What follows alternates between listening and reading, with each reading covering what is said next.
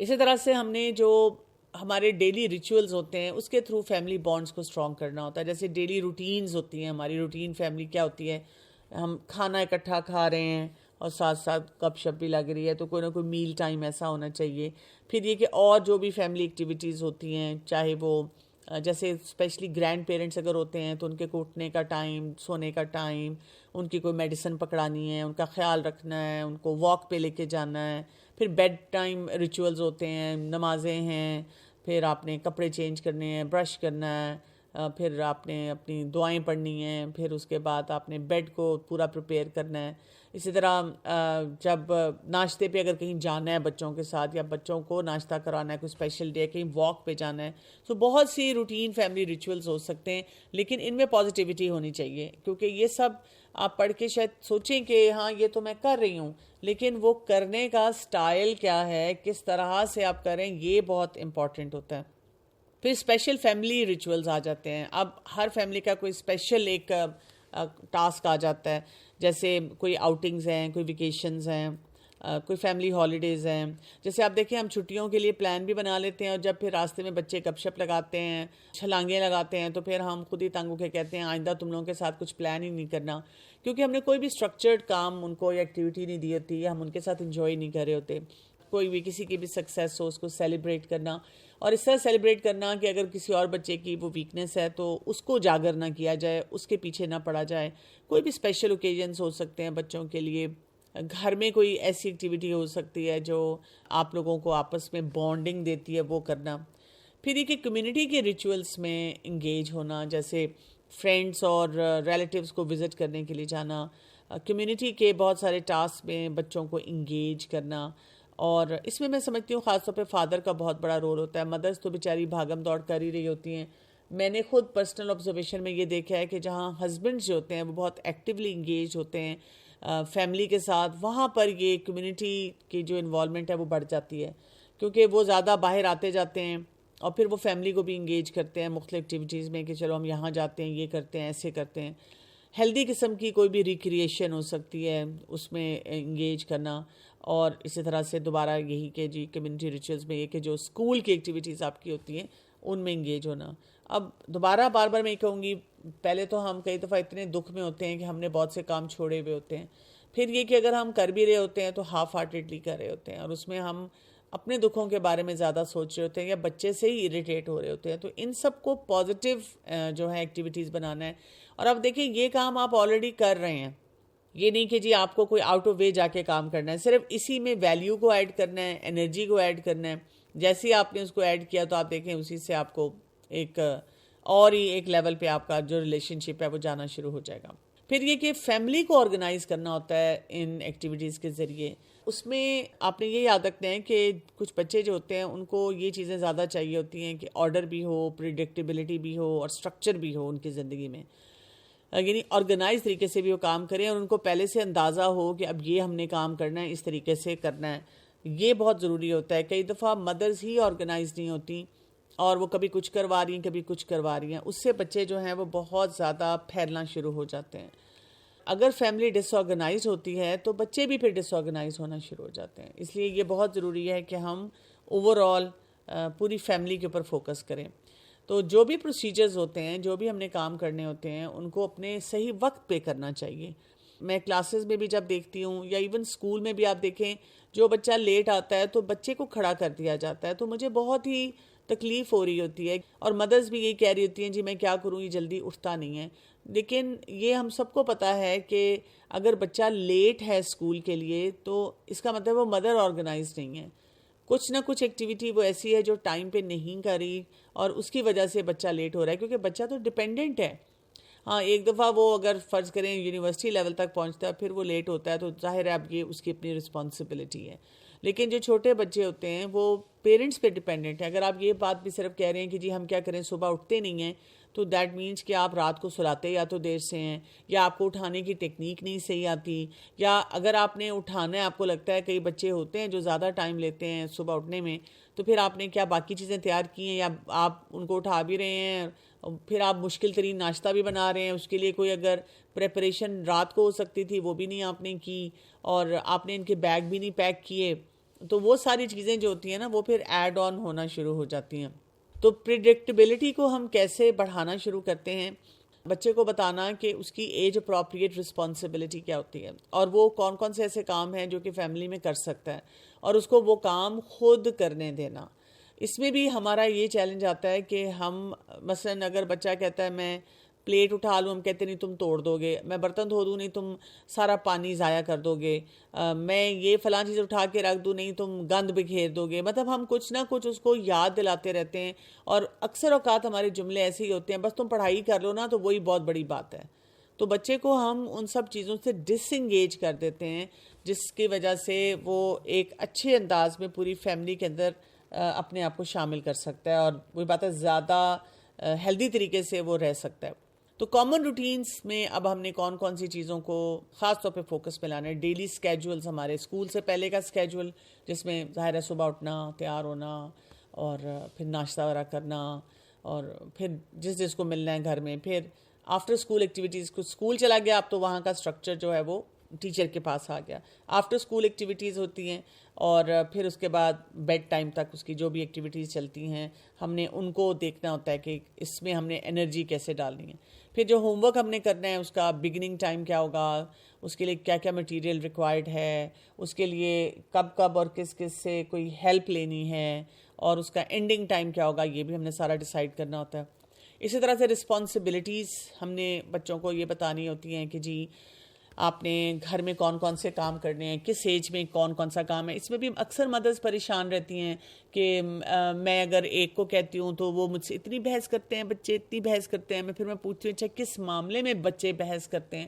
دیکھیں نا جی ہر بات پہ کہتے ہیں آپ بھائی کو نہیں کہہ رہی ہیں، آپ بہن کو نہیں کہہ رہی ہیں، آپ مجھے کہہ رہی ہیں. یا یہ کہ میں نے ایک کو اگر ایک کام کہا ہے تو دوسرا کہتا ہے کہ اس کو آپ نے یہ کہا ہے تو مجھے یہ کیوں کہا ہے. تو آپ کو یہ طریقہ ہی نہیں آتا کہ آپ انہیں یہ بھی سمجھا سکیں کہ بیٹا جی یہ تو ایج اپروپریٹ ٹاسک ہوتے ہیں نا، کہ کچھ ٹاسک ایسے ہوں گے جو کہ تمہیں کرنے ہیں، کچھ ٹاسک ایسے ہوں گے جو تم سے بڑے کو کرنے ہیں، کچھ ٹاسک ایسے ہوں گے جو تم سے چھوٹا کر سکتا ہے. یعنی ہر لیول کا ایک ڈفرینٹ ہی وہ ہوتا ہے نا کرنے کا کام.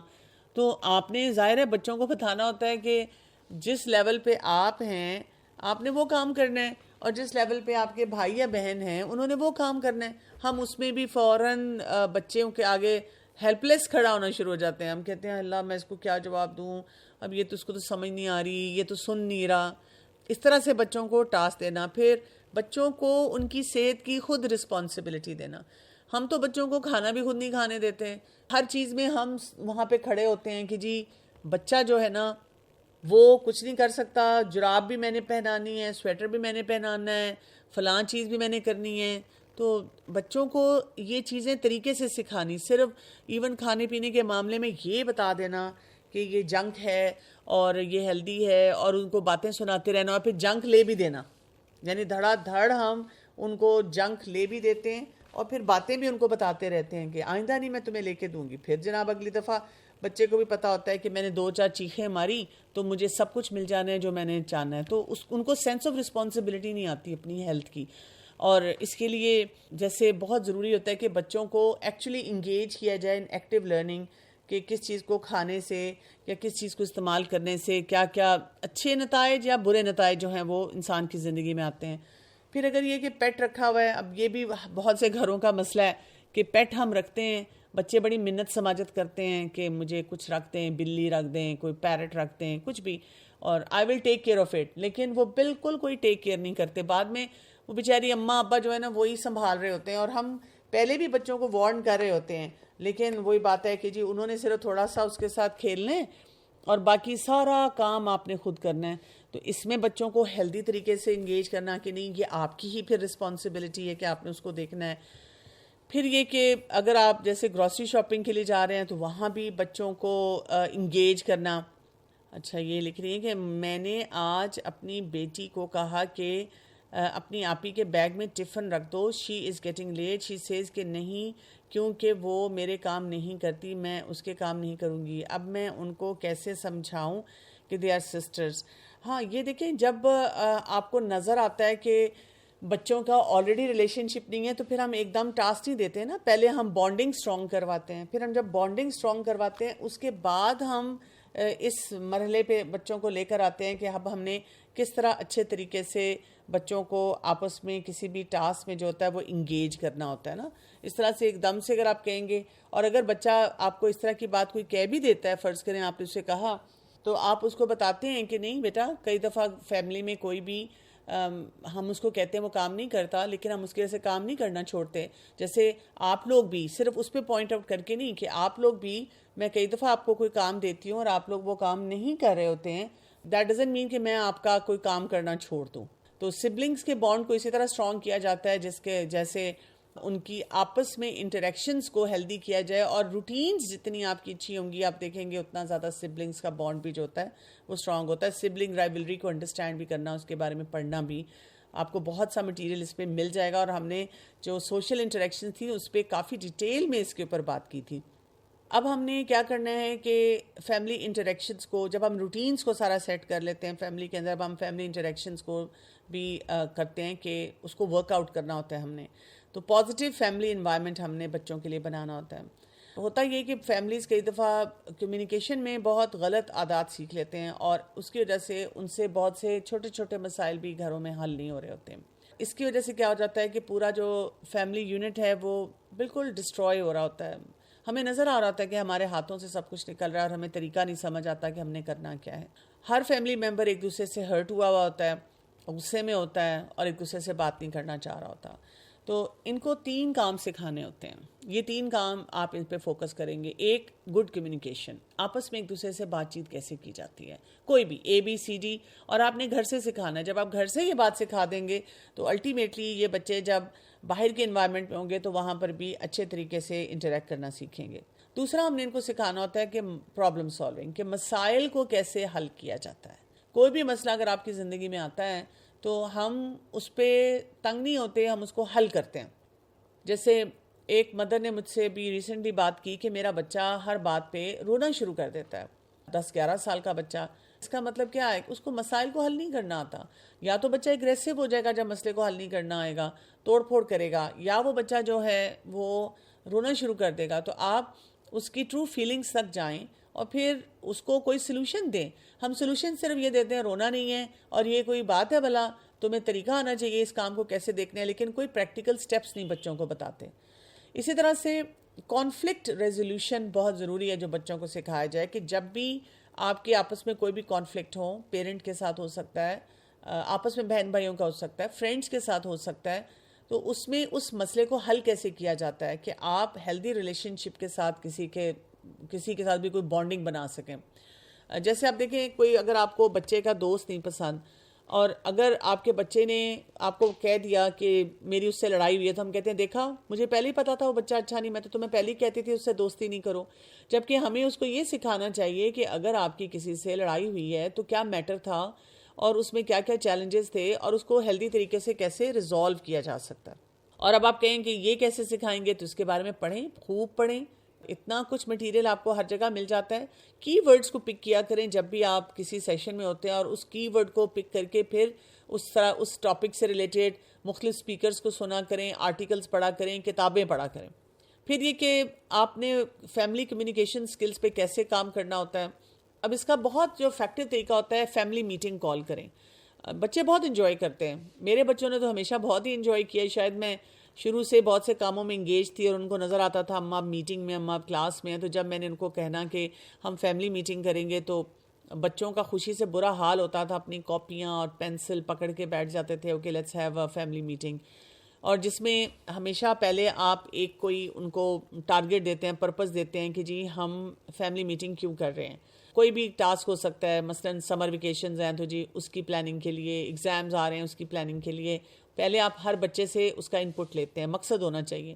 اب یہاں بھی اگر ہم پرپز یہ رکھ رہے ہیں کہ جی ہم ڈسکس کریں گے کہ کس طرح ہم اپنی فیملی کمیونیکیشن کو امپروو کر سکتے ہیں، تو بچوں کو پہلے سے بتانا ہے کہ please come out with all the challenges you see and their solutions. آپ نے وہ سولوشنز لے کر آنے ہیں کہ ہم اس کو کیسے حل کر سکتے ہیں. جب بچے آپ سے بات کر رہے ہوں اور آپ بچوں کو ٹرنز دے رہی ہیں تو بہت تحمل سے بچے کی بات سننی ہے. یعنی آپ کے اندر اگر آندھی طوفان بھی چل رہے ہیں تب بھی آپ نے بالکل خاموش اور پرسکون رہ کر ان کی پوری بات سننی ہے. اگر کوئی بہت بڑا مسئلہ ہے تو ابھی اس کو نہیں پہلے حل کرنا، کیونکہ ہمیشہ اصول یہ ہوتا ہے کہ اگر میری اپنی ذات کے اندر یا باہر کوئی بہت بڑے بڑے مسئلے ہیں تو میں نے ایزی سٹیپس پہ جانا ہے تاکہ اس سے میرے اندر کانفیڈنس آئے، چھوٹی چھوٹی باتوں کو پہلے سیٹل کرنا ہے، پھر بڑے مسئلے کی طرف بڑھنا ہے۔ پہلے ہی ہم بہت ڈیفیکلٹ مسئلے کی طرف چلے جائیں تو وہاں سے ہمارے مسائل ہم خود بڑھانا شروع کر دیتے ہیں۔ پھر ہر فیملی ممبر سے آپ پوچھ سکتے ہیں کہ وہ اپنے آپ کو ایویلویٹ کرے، وہ کیا ڈٹرمن کرنا ہے، اس نے کیا دیکھنا ہے، وہ ڈونٹ کتنی جگہوں پہ کہتے ہیں، ہر جگہ پہ نہ ان کی کتنی ہو رہی ہوتی ہے۔